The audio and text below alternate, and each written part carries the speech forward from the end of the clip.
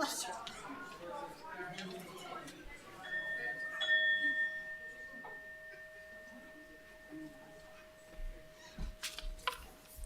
Good morning. My name is Susan Perry, and I use the she, her pronouns. I serve this congregation as a member of the Pastoral Care Associates team and the Finance Committee. I also do the bank reconciliation for our church. I am leading this morning's service as worship associate. Welcome to our special place. At the Unitarian Universalist Congregation of the Quad Cities, we welcome all people into our beloved community.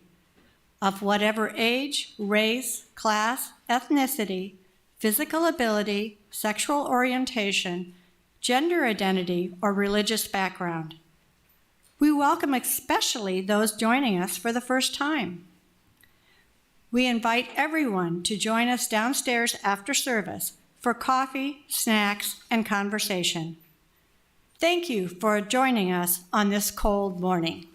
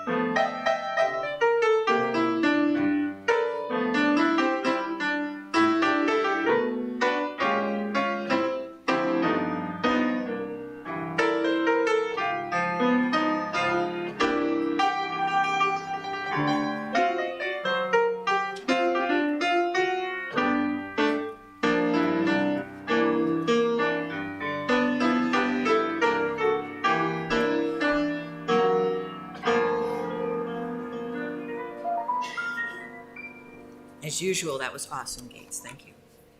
Good morning. I'm Lori McCollum. Today, I open with a call to social justice as we honor the life of one of our most important American leaders, the Reverend Dr. Martin Luther King, Jr. Unitarian Universalists have long been involved in movements for social justice of one sort or another, from criminal justice reform to the rights of immigrants and refugees, to the rights of the LGBTQ+ community, to reproductive justice, to wars, opposition to wars, and to working for a healthy planet that offers environmental justice to all communities. What we share here is not an unchanging dogma, but an affirmation that we are called to be agents of love and justice, and to build a world where everyone is cherished for who they are. Doing that requires us to use our voices, our courage, and our resources to dismantle oppression in all its forms. As a predominantly white congregation, we must acknowledge our privilege and be ready to step up to become allies for all of those communities who struggle against injustice, recognizing that we do not offer to lead their movements, but step in place behind their leaders, respecting that they know what they need, and that it is our responsibility to change the white supremacist culture that underlies so much of America. We have more power. We have more resources. We have more people. As Martin Luther King Jr. said, in the end, we will remember not the words of our enemies, but the silence of our friends. For our chalice lighting today, Susan will be lighting our chalice, and I read number 562 from our hymnal by Mother Teresa. Love cannot remain by itself. It has no meaning. Love has to be put into action, and that action is service. Whatever form we are, able or disabled, rich or poor, it is not how much we do, but how much love we put into the doing. A lifelong sharing of love with others. And now, if you will please rise in body and or spirit for our opening hymn, number 34.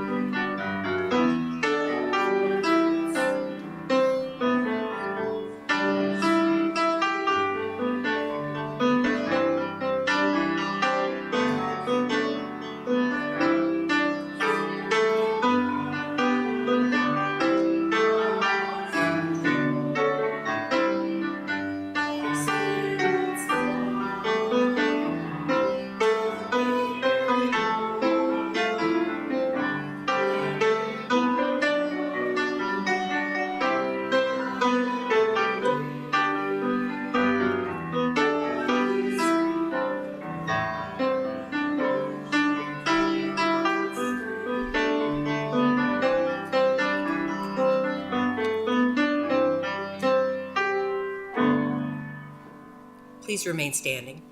In this spirit, please take a moment to greet those around you, especially those who may be worshiping with us for the first time. Good morning. Good morning. Good morning. I snuck out earlier because I thought, good, yeah, you did. All the people to get the ball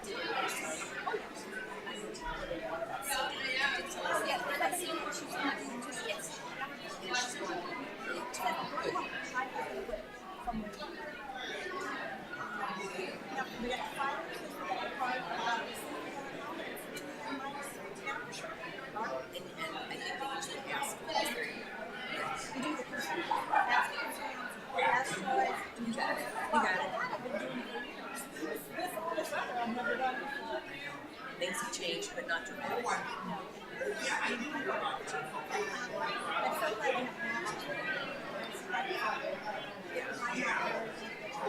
The next thing is Tiffany, so we actually don't do anything. and then it's you know, doors and concerns. Excuse me.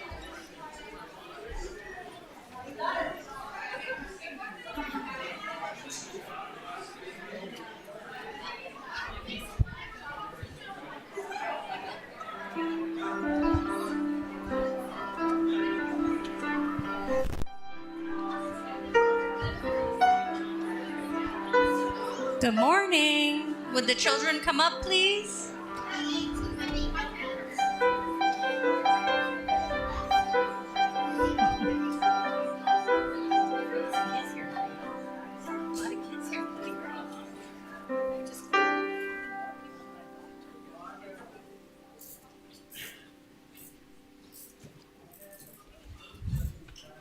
How's everyone doing today? So are you tired? Yeah. Because, you know, there's never much sleeping going on at sleepovers. No. I waited until 1 a.m. to get a funny picture. All right, does everyone know who this guy is? Zoe. Good job. This is Martin Luther King Jr. Who was Martin Luther King Jr.? Abel. A civil rights activist. Correct. He was a civil rights activist. Does anyone know what a civil rights activist is?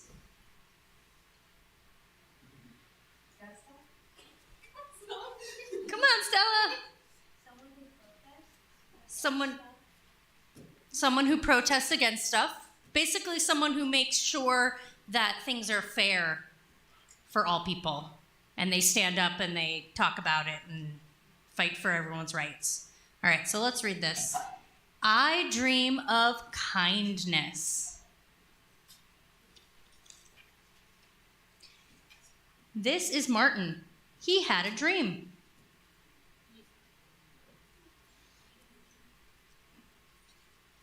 Yep, he has a famous speech that Abel is starting to recite right now. He wanted us to act with kindness. I want that too. He wanted us to speak with kindness. I want that too.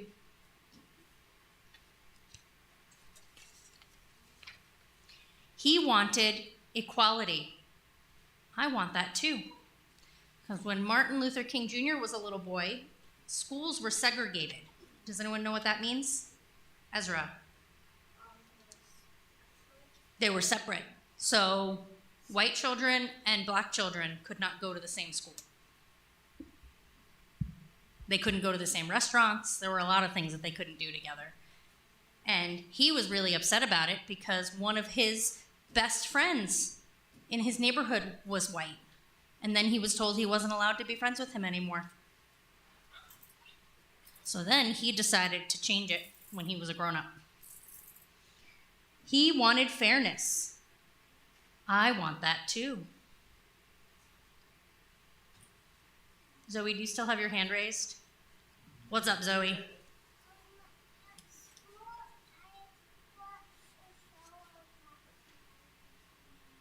Yeah? You learned about Martin Luther King Jr. in class? He's a very important person to learn about. He wanted more love. I want that too.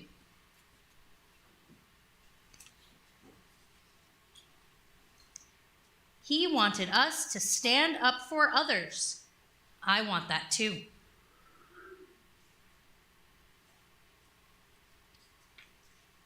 He celebrated our differences. I want that too.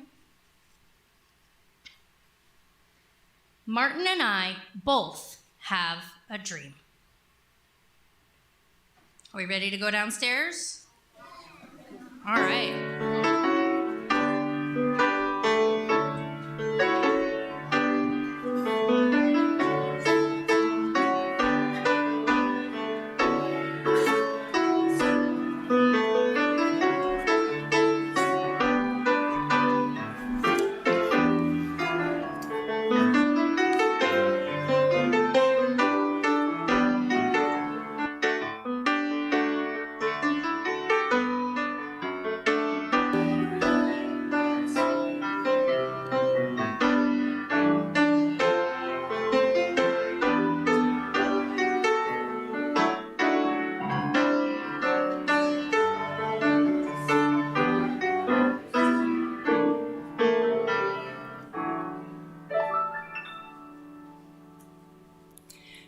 Good morning again. I'm still Susan Perry, but now I'm speaking as a member of the Pastoral Care Associates Ministry team.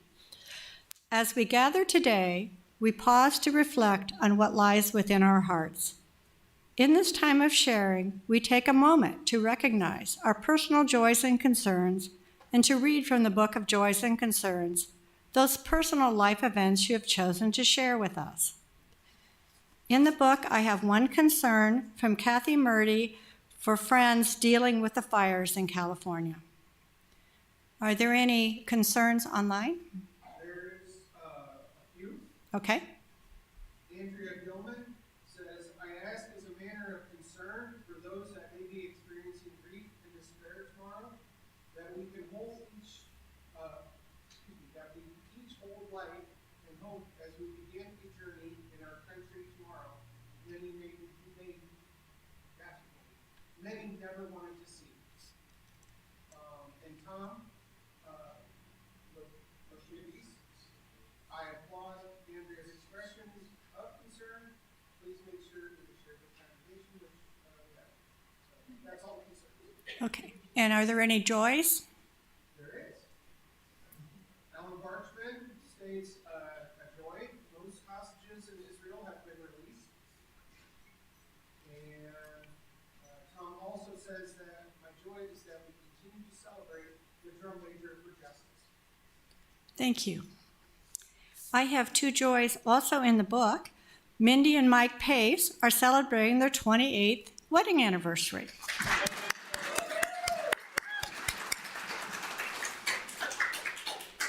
And Justin Barra mentions that Cindy Loudon will be leaving rehab and going home tomorrow.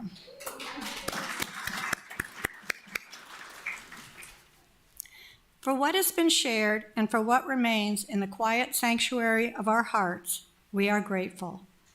Let us become aware of the energy that brings us together in beloved community as we share a time of silent meditation. May we open our minds and hearts to a place of quiet, to a silent prayer for the healing of pain and the comfort of love. You are invited to come forward and light a candle during the musical meditation that follows.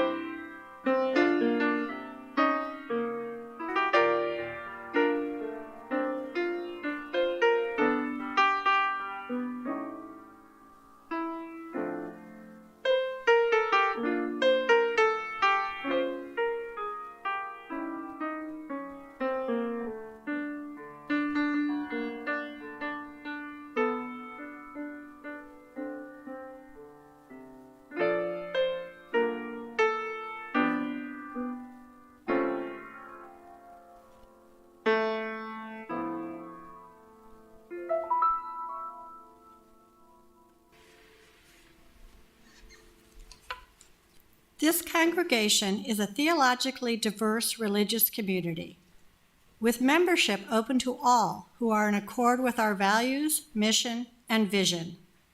Our congregation is entirely self-governed by the democratic process. One of the privileges of our free church tradition is to provide all of the financial support for our many ministries from amongst ourselves.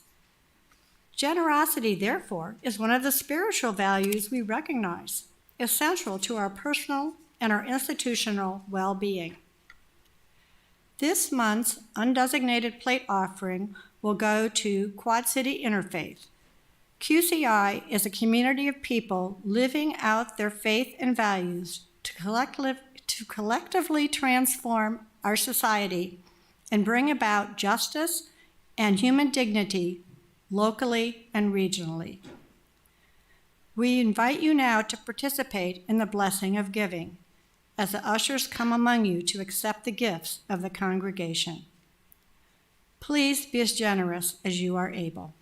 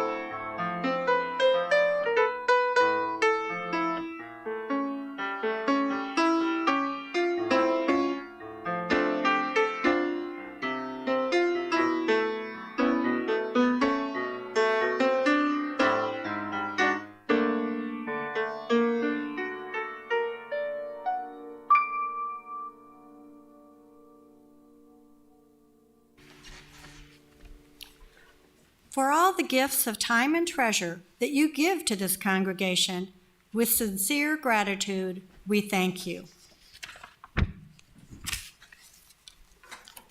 We will now join in a reading, number 584, in the gray hymnal, and hopefully on the screen. We are caught in an inescapable network of mutuality, tied in a single garment of destiny. Injustice everywhere is a threat to justice everywhere. There are some things in our social system to which all of us ought to be maladjusted. Hatred and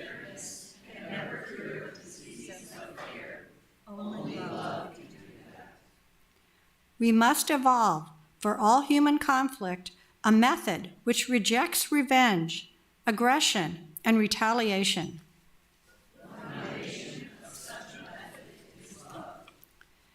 Before it is too late, we must narrow the gaping chasm between our proclamations of peace and our lowly deeds which precipitate and perpetuate war.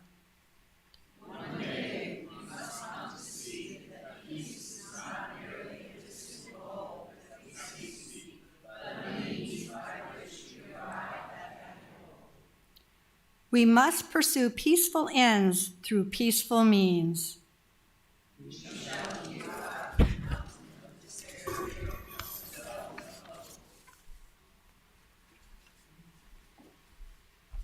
It's a privilege to present this service today, written by Reverend Clyde Grubbs and Mary Jane Holden. You're about to hear the story of the civil rights movement, a story that needs to be told over and over so that we remember its people and its principles. But it's not a comfortable story, nor should it be.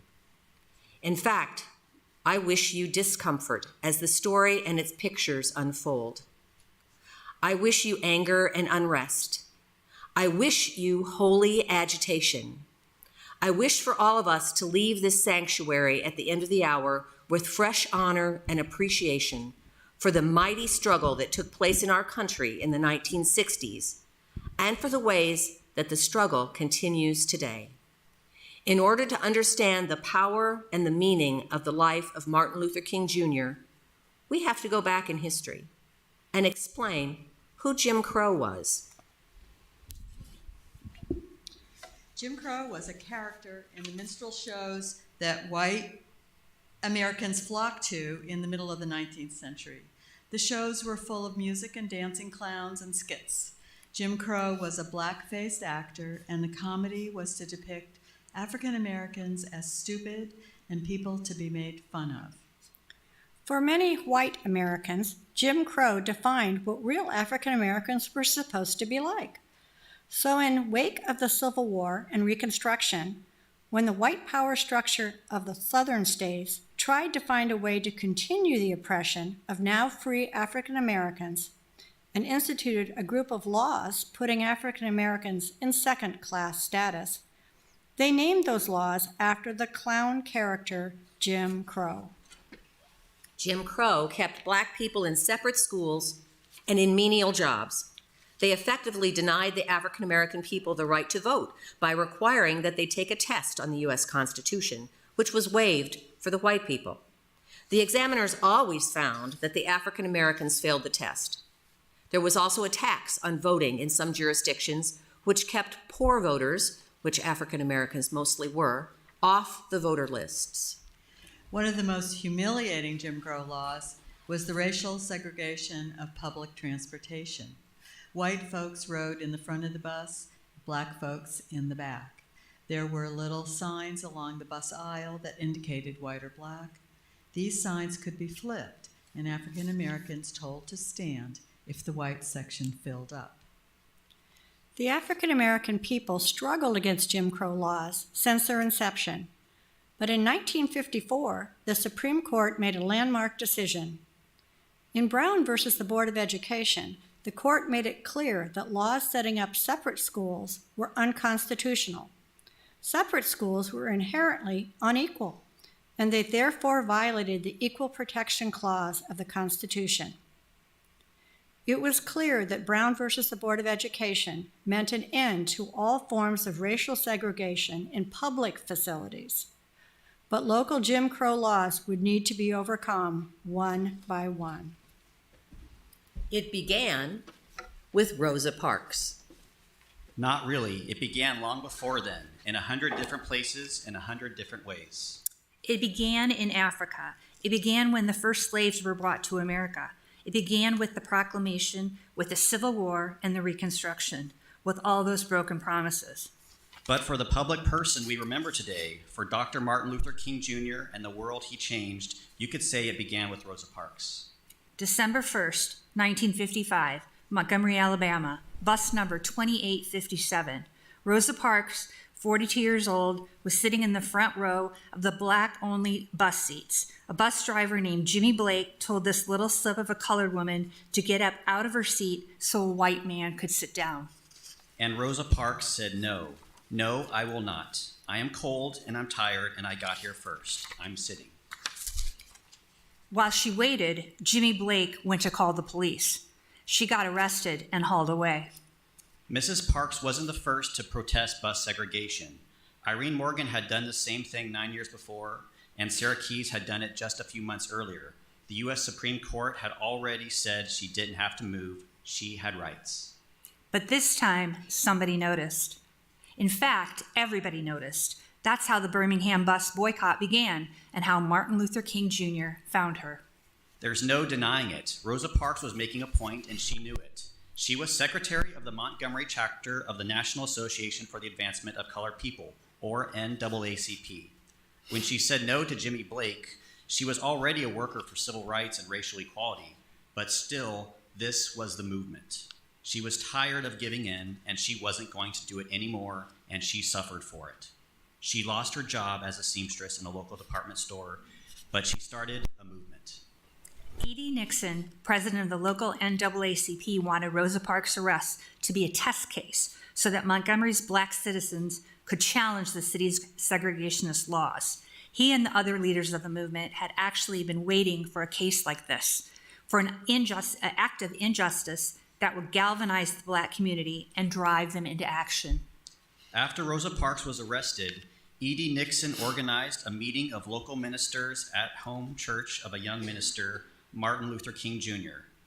A little later on, King was elected to lead the boycott, mainly because he was new in town and unknown, and the city's fathers of Montgomery hadn't had a chance to intimidate him. E.D. Nixon actually had to push Reverend King to get him to take the job, but he did it, finally, and the world started to change. The night of Rosa Parks' arrest, Joanne Robinson, the head of the Women's Political Council, printed and circulated a flyer throughout Montgomery's black community.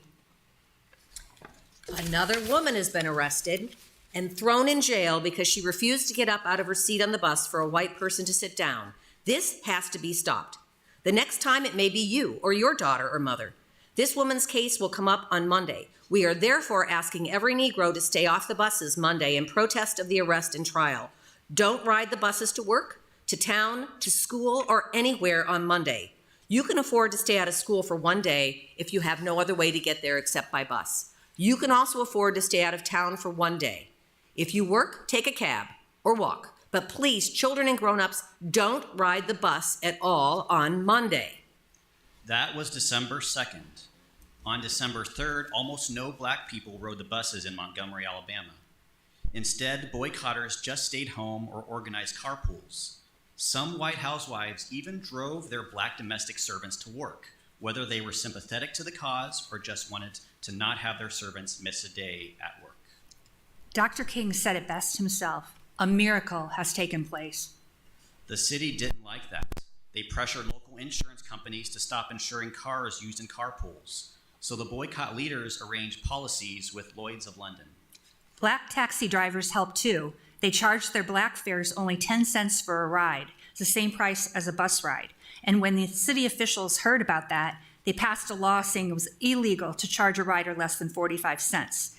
That didn't stop it. It just got bigger. Instead, people just started riding bicycles. They started walking. They even rode mules and horse-drawn buggies. And across the country, black churches raised money to support the boycott. They even collected shoes to replace the worn-out footwear of Montgomery's black citizens. The white racist power structure, part of a group called the White Citizens Council, fought back. Martin Luther King Jr.'s and Ralph Abernathy's houses were firebombed. So were 4 black Baptist churches. Boycotters were attacked and beaten all over town. Finally, the city of Montgomery hauled out a law passed way back in 1921 and started arresting protesters for hindering a bus. And one of those arrested was King. He ended up spending 2 weeks in prison and becoming a national celebrity. Much later, Dr. King said, "I was proud of my crime. It was the crime of joining my people in a nonviolent protest against injustice." The Montgomery bus boycott was an 11-month mass protest that ended with the U.S. Supreme Court ruling that public bus segregation is unconstitutional. Dr. King saw it was much about more than that. It wasn't just about a black woman in Montgomery getting pushed around. It wasn't just about one law in one city. It was about the rights of all black people. It was time to stand up, King said. By the way, Rosa Parks came out of it okay. She was awarded the Congressional Gold Medal, and there's a statue of her in the National Statuary Hall. When she died, she lay in honor in the Capitol Rotunda in Washington, D.C., only the third private citizen to lie in honor in the rotunda, Rosa Parks. By 1963, the civil rights movement had grown into a national movement. There had been sit-ins at lunch counters, voter registration drives, freedom rides on interstate buses, and many school districts had accepted school desegregation. But there was a fierce resistance in a number of states, including Alabama. Governor George Wallace and the officials in a number of locales vowed to resist, even in the face of court decisions and growing federal pressure. Wallace had just become the governor of Alabama. In his inaugural speech, it contained these words: "In the name of the greatest people that have ever trod this earth, I draw the line in the dust and toss the gauntlet before the feet of tyranny. And I say, segregation now, segregation tomorrow, segregation forever." Wallace would be proven wrong, but it took several years of determined effort to overcome Alabama's white supremacist power structure. Birmingham, Alabama, 1963. Martin Luther King Jr. and the Southern Christian Leadership Conference, SCLC, nonviolent approach to social change was truly taking hold. And its leadership agreed it was time to attack it head on and to do it in the center of the segregationist resistance. Like former Congressman John Lewis said, Our goal in Birmingham was larger than ending segregation in one southern city. It was our hope that our efforts in Birmingham would dramatize the fight and determination of African Americans in all the southern states, and that we would force the Kennedy administration to draft and push through Congress a comprehensive Civil Rights Act, outlawing segregation and racial discrimination in public accommodations, employment, and education. Bull Connor, Birmingham's Commissioner of Public Safety, was a determined segregationist. So when SCLC finally launched its anti-segregation campaign in early April, Bull Connor put up a wall of resistance. It started with mass meetings and direct action. King talked endlessly about the philosophy of nonviolence and its methods, and gathered volunteers for lunch counter sit-ins, marches on city halls, and a boycott of downtown merchants. The number of volunteers increased every day. Now there were kneel-ins at churches, sit-ins at the library, and a march on the county building to mark the opening of a voter registration drive.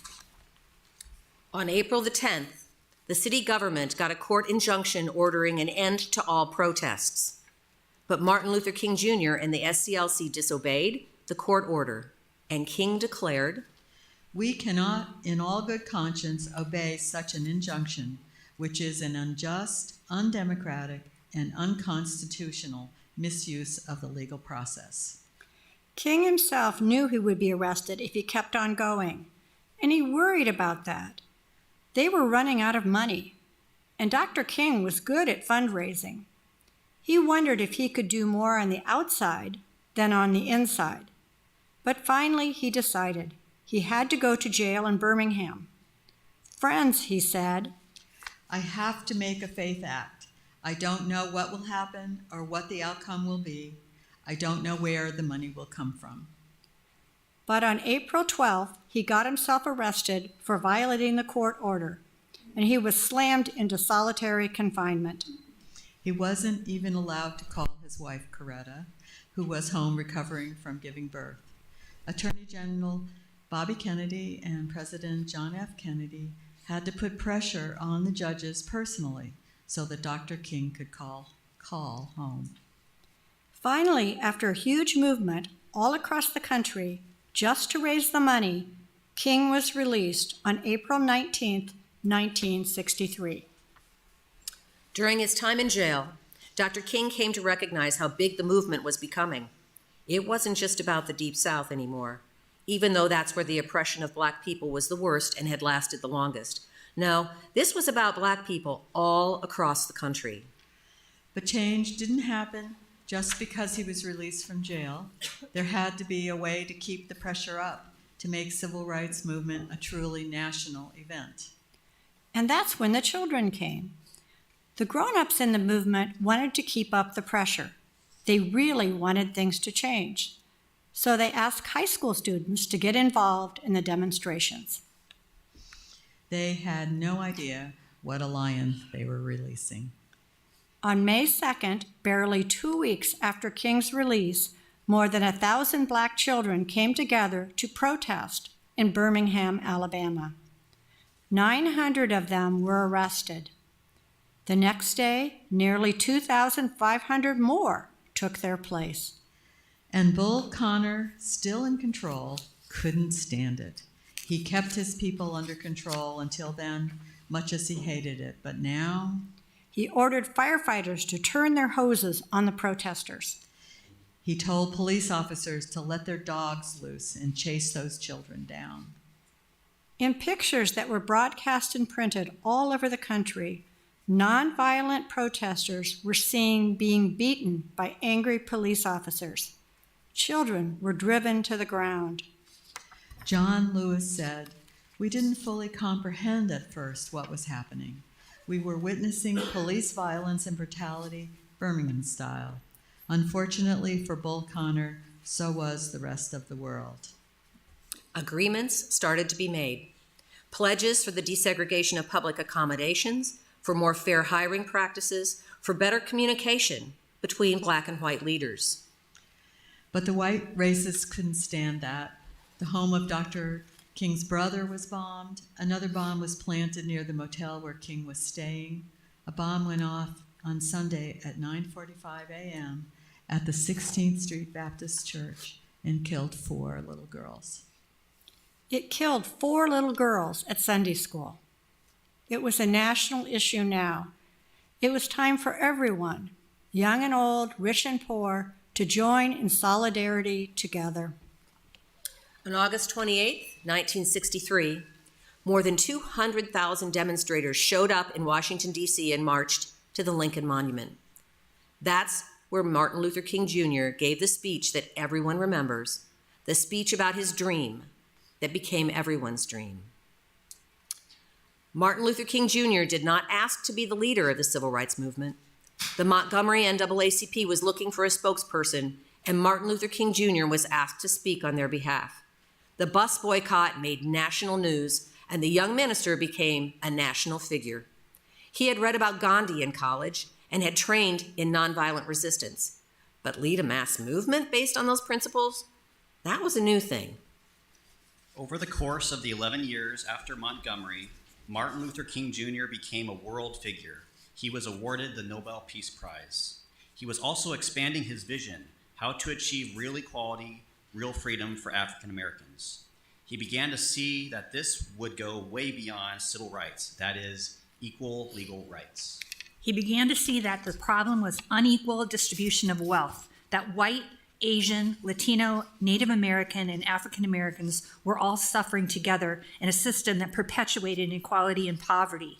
In the last days of his life, he became critical of the corporate power structure and of U.S. foreign policy. He began to see that the struggles in Africa and Latin America and in Vietnam against colonialism as part of the same struggle that he was engaged in. He made plans to join the civil rights movement with the labor movement in what he described as the Poor People's Movement. He died in Memphis, Tennessee. He was there to support the sanitation workers' strike, a strike of white workers and Black and African American workers who had united in the Deep South for their rights to organization and decent wages. The concrete results of the movement changed the world. The Civil Rights Act of 1964, the Voting Rights Act of 1965. They led directly to the enfranchisement of African Americans and directly to the inauguration day the country celebrated 17 years ago tomorrow, when our country's first African American president took office. But in the final days of his life, Dr. King saw his mission widen even more as the war in Vietnam grew deeper and wider, as thousands and thousands of Black people and white people and Asian people on both sides of the war continued to die. He saw that the quest for civil rights was a quest for human rights. That is what oppression of all people of every race all around the world. Today, we honor Martin Luther King Jr. We give thanks for the movement that changed the world for the better and continues to change it today. And we remind ourselves that whatever color we are, wherever we came from, whoever we are, this is our movement too. We are all part of the plan. We are all citizens of the world. At the beginning of our service today, I wished you discomfort, unrest, holy agitation. How will we move forward today into the continuing struggle to recognize the racism culture of white supremacy in which all of our institutions and all Americans are steeped?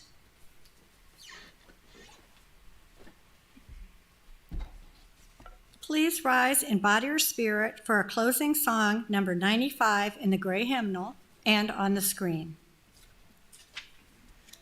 Can I play this one through first?